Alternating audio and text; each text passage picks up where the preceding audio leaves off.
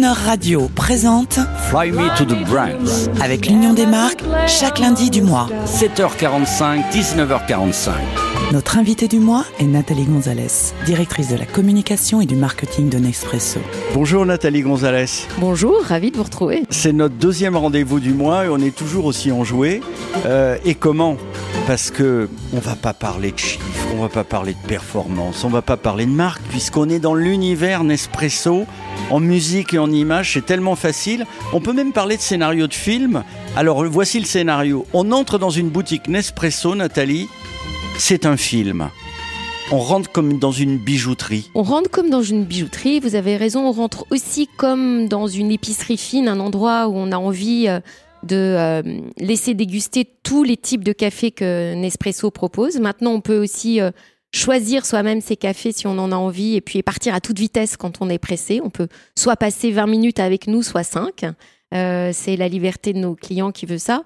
Et on a effectivement plus de 50 sortes de cafés à proposer avec des profils aromatiques très différents qui viennent de plus de 10 pays différents dans le monde. Donc, c'est un kaléidoscope de café qu'on propose dans nos boutiques. Vous avez raison. Moi, je reviens au film. Je suis un Parisien. Je m'arrête avenue Victor Hugo. Et à chaque fois, je regarde cette boutique-là. Il y a une boutique Nespresso avec des jolies femmes dedans. Des jolis hommes aussi. Des jolis hommes, des gens bien vêtus. C'est un film. Et c'est un joli film, agréable à regarder.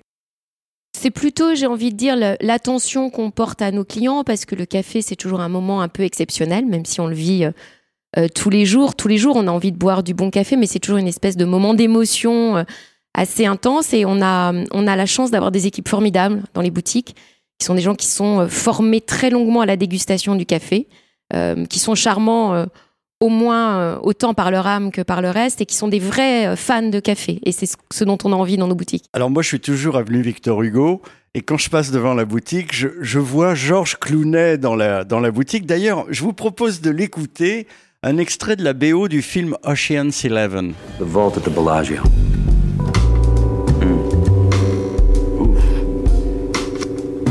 Well, if I'm reading this right. C'est la même voix que Georges a dans le film, comme dans Nespresso. Alors, est-ce que cette histoire d'amour va durer encore avec Georges Clooney ? Alors, on a toutes les raisons de continuer l'histoire d'amour avec Georges. Alors, l'histoire d'amour avec Georges, c'est comme les vraies, grandes, belles histoires d'amour, ça se réinvente. Et pour tout vous dire, Georges est entré il y a 4 ans au Sustainable Board, une chose dont on parle jamais, mais qui est l'âme de Nespresso. C'est le board du développement durable. Et Georges est très impliqué avec nous sur ces sujets-là. On ne sait pas assez, et je le regrette beaucoup, que Nespresso est une entreprise très éco-responsable. Et Georges est avec nous dans ce board et on développe avec lui et avec son implication personnelle des nouveaux cafés qui sont issus de terres de café anciennes dans lesquelles on recrée le café, le Soudan du Sud par exemple. J'allais vous poser la question, j'osais pas, mais je le fais, je me lance.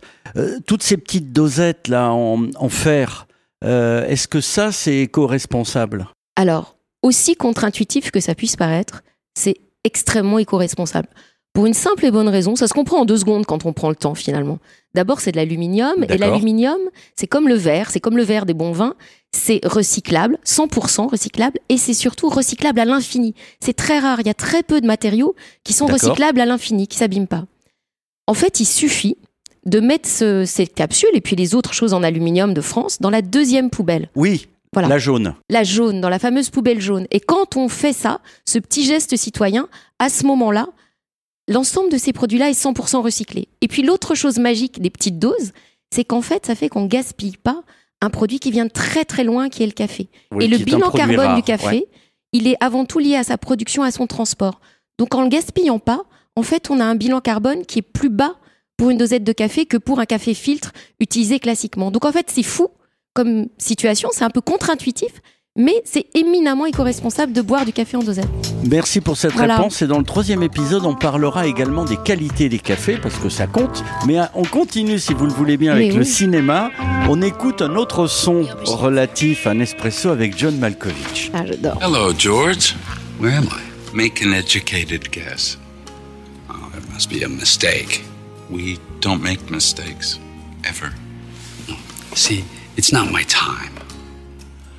Maybe we could make an arrangement. Nathalie Gonzalez, vous dirigez le marketing et la communication de Nespresso. Vous avez l'air très satisfaite à l'écoute de ce son. C'est bon enfant, en fait. John Malkovich est chauffeur de George Clooney, ou encore il est le gardien carrément du paradis, et puis ça s'arrange toujours avec quelques capsules de Nespresso. Il est simple, en fait, le scénario. Il est super simple, et dans la vie, il faut faire super simple, et Malkovich, c'est quand même c'est un très grand acteur. On est tous, alors moi en particulier, fans de cinéma. Chez Nespresso, on est super fiers d'une chose secrète qu'on fait. On est mécène de la semaine de la critique à Cannes. Donc pour dire qu'on aime George, on aime John, mais on aime aussi les débuts du cinéma. C'est vous les femmes qui l'avez choisi, les deux. Les deux, allez. John Malkovich. Oh mais oui. Franchement, je suis fan. Et pourquoi pas. Et puis cet humour, cette autodérision, être au paradis le temps d'une tasse de café, moi je trouve ça drôle. Et je rêverais qu'il revienne. Je crois pas qu'il reviendra, mais je rêve de voir John Malkovich à nouveau avec George. Ouais. Alors justement, j'ai une question. Vous vous rendez compte, l'univers Nespresso est tellement fort qu'on ne sait plus qui sert qui. C'est-à-dire qu'aujourd'hui, moi j'entends, dès qu'on parle de Clooney, les filles disent « what else ?» Donc vous vous rendez compte, heureusement qu'il a de l'humour, ce garçon, parce qu'il est complètement assimilé au café maintenant. C'est vrai qu'il le dit, il dit en France je deviens garçon de café, donc c'est pas complètement faux. C'est pas complètement faux. Je crois qu'il a d'autres talents que ça, on va lui laisser tout son talent d'acteur. Mais oui, et c'est tant mieux, c'est joli les histoires d'amour qui durent. Puccini, Giacomo Puccini, O mio babino caro. Vous la connaissez? C'est une de vos préférées, cette pub? J'aime bien. Et puis tout ce qui ressemble à l'Italie, de près ou de loin, quand on aime le café, ça fait envie. À lundi prochain, sous un signe très classique sur Croner Radio.